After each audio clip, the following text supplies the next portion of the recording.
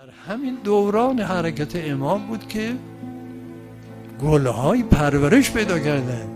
اینا اومدن انقلابی شدن، رفتن جلو تانک خوابیدن.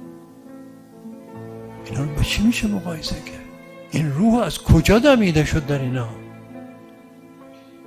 اون صفا و معنویت و نورانیت دل امام بود، مثل خورشید میتابید، این انوارش پخش میشد، هر که ظرفیتی داشت از این ترقی.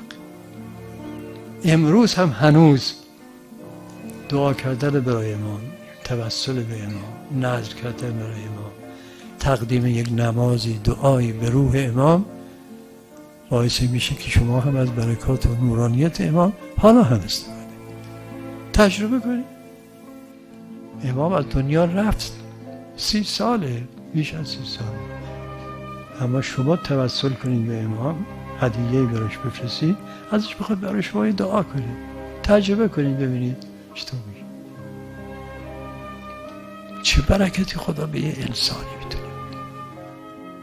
همین که الگو باشه برای میلیون ها انسانی که ببینید خدا یک کسی که زندگی خودش رو به زحمت اداره میکرد،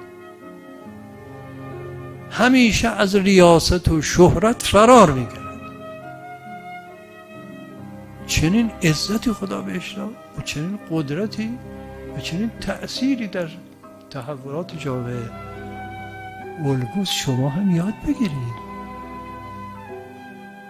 امروز هم امام زنده است، برای اینکه این الگوشو به دیگران نشون میده، اونا دعوت میکنه بیاد یاد بگیرید. احیاء عند ربهم یرزقون.